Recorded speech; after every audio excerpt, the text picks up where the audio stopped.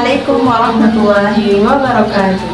Perkenalkan, saya Rasida Afifah Abdi dengan NIM 2124018. Dan saya Sylvia Sapira dengan NIM 2124031. Baiklah, di sini kami akan mendiskusikan materi tentang sejarah peradaban Islam di Indonesia.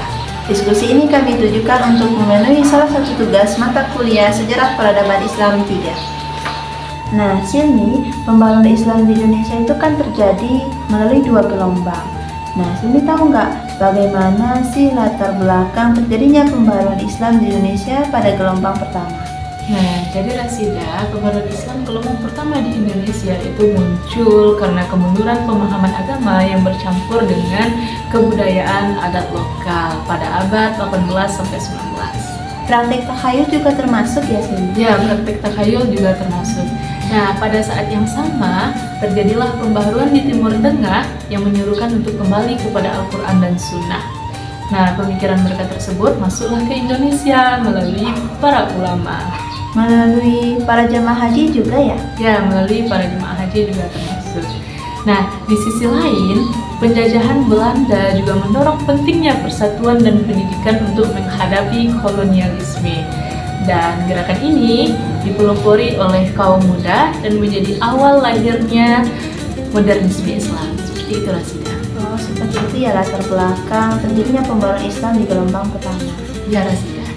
Nah, jadi Rasida, aku pernah mendengar padri atau kaum padri. Jadi apa sih yang Rasida ketahui tentang pengertian dan munculnya kaum padri di Sumatera Barat ini? Oh iya, Silmi, aku juga pernah mendengar istilah tentang padri ini. Nah, jadi kata padri ini berasal dari bahasa Spanyol, yaitu padre yang berarti rahib atau pendeta. Nah, istilah ini merujuk kepada orang-orang yang menyebarkan Islam dengan tekun dan berpegang pada prinsip-prinsip ajaran Islam. Jadi, kaum padri adalah sekelompok tokoh atau ulama di Minangkabau yang berupaya untuk melakukan pemurnian terhadap ajaran Islam serta menolak adanya praktik-praktik yang menyimpang dari ajaran Islam seperti tahayul, berjudi, sabung ayam, dan banyak praktik-praktik yang menyimpang lainnya. Kemudian, kaum padri ini muncul setelah 3 orang haji kembali dari Mekah. Aku tahu. 3 haji itu Haji Biobang, kemudian Haji Sumani, kemudian Haji Miskin, kan? Ya, 3 orang haji tersebut setelah kembali dari Mekah, mereka melihat bagaimana kondisi masyarakat Minangkabau pada saat itu. Adapun kondisinya pada saat itu adalah masyarakat Minangkabau itu melakukan praktik-praktik yang menyimpang atau bertentangan dengan syariat Islam.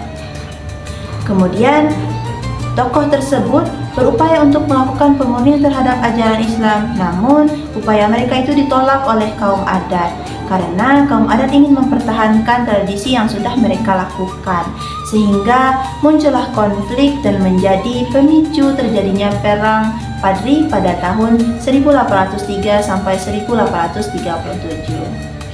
Jadi seperti itu ya, Rasida. Jadi kaum padri ini sekelompok ulama yang melakukan pemurnian ajaran Islam, ya, Rasida. Ya, itu dia Silmi mengenai istilah dan munculnya kaum padri. Nah, Silmi, kamu tahu nggak bagaimana pengaruh paham Wahabi terhadap gerakan padri di Sumatera Barat? Nah, jadi Rasida, gerakan padri di Sumatera Barat khususnya di Minangkabau itu dipengaruhi oleh paham Wahabi yang menekankan pentingnya pemurnian ajaran Islam dan penegakan syariat. Nah, dipimpinlah oleh tokoh seperti Tuanku Imam Bonjol. Nah, mereka menentang praktik yang dianggap menyimpang yang Rasida sudah sebutkan tadi, dan itu menimbulkan konflik dan memicu terjadinya perang Padri pada tahun 1803 sampai 1837. Nah, gerakan ini memperkuat peran ulama, kemudian menumbuhkan semangat jihad melawan penjajah, serta menginspirasi pembaharuan Islam di Indonesia. Seperti itu, Rasida. Jadi, paham Wahabi ini sangat berpengaruh ya terhadap gerakan padri di Sumatera Barat. Ya, sangat berpengaruh sekali. Nah, jadi Rasida, apa sih usaha-usaha yang dilakukan oleh kaum padri dalam gerakan keagamaan di Sumatera Barat? Nah, jadi kaum padri itu berusaha melakukan pemurnian terhadap ajaran Islam dengan menolak praktik-praktik yang menyimpang atau bertentangan dengan syariat. Mereka mendirikan pusat pendidikan di surau dan membina kader dakwah. Dengan wilayah yang dikuasainya, kaum Padri ini menegakkan sistem pemerintahan berbasis hukum Islam. Nah, jadi dengan adanya gerakan ini juga dapat meningkatkan identitas keislaman di Sumatera Barat. Bukannya surau itu hanya untuk beribadah saja ya Rasidah? Nah, jadi sini selain tempat ibadah, surau juga dijadikan sebagai pusat pendidikan pada saat itu. Dijadikan sebagai tempat belajar. Jadi pada saat itu surau itu memiliki banyak fungsi. Jadi surau itu bukan hanya sekedar untuk beribadah, tapi memiliki fungsi yang lainnya untuk pendidikannya Rasidah. Iya.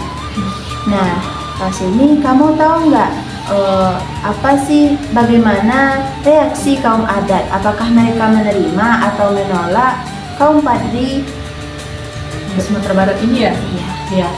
Nah, jadi Rasidah, kaum adat itu menolak gerakan kaum Padri karena dianggap menghapus tradisi adat lokal mereka yang sudah lama.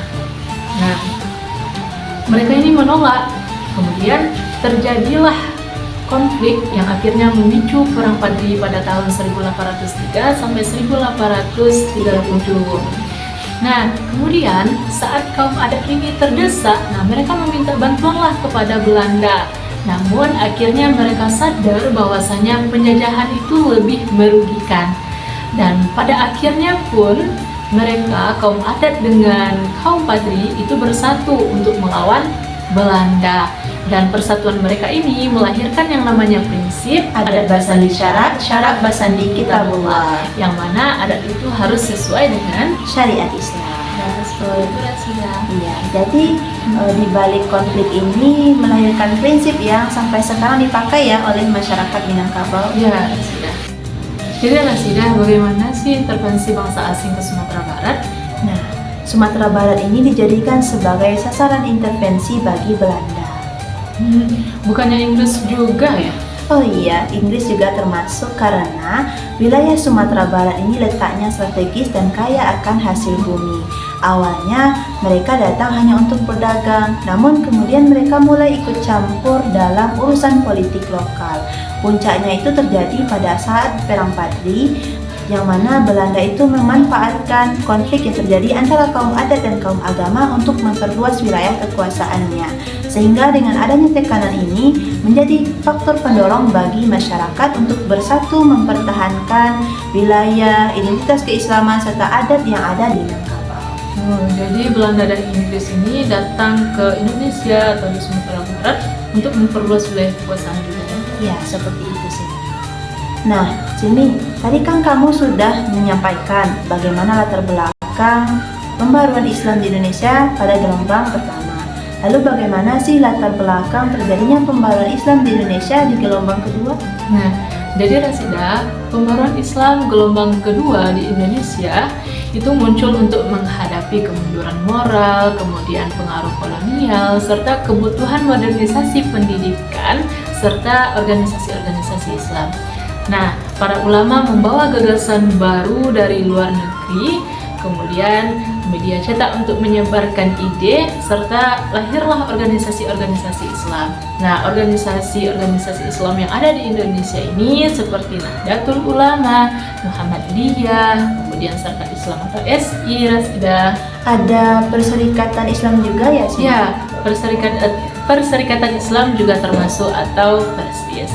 Nah, jadi organisasi itu muncul untuk memurnikan ajaran Islam, kemudian meningkatkan pendidikan serta kesejahteraan umat Islam. Jadi Rasidah, apa saja sih yang kamu ketahui tentang lembaga pendidikan Islam yang ada di Indonesia? Nah, lembaga pendidikan Islam yang ada di Indonesia yaitu ada surau, pesantren, dan madrasah yang menjadi pusat perkembangan ilmu pengetahuan agama, mulai dari tradisional hingga formal. Kemudian lembaga pendidikan ini juga berfungsi untuk membentuk generasi yang berilmu dan berakhlak serta mampu menghadapi tantangan perkembangan zaman. Oh iya Rasidah, bukannya pesantren dengan madrasah itu sama ya? Beda Silmi. Jadi Pesantren ini adalah lembaga pendidikan tradisional yang berfokus terhadap pendalaman ilmu pengetahuan agama, dan santrinya itu tinggal di asrama. Sedangkan madrasah adalah lembaga pendidikan Islam formal dengan kurikulum agama dan umum, dan siswanya itu belajar sama seperti sekolah biasanya. Ya, kemudian adapun peran utama dari kedua lembaga ini adalah untuk meningkatkan kesadaran agama, kemudian memperkuat solidaritas, menyebarkan nilai moral dan nasionalisme. Demikianlah diskusi kami mengenai sejarah peradaban Islam di Indonesia. Terima kasih sudah menyaksikan. Assalamualaikum warahmatullahi wabarakatuh.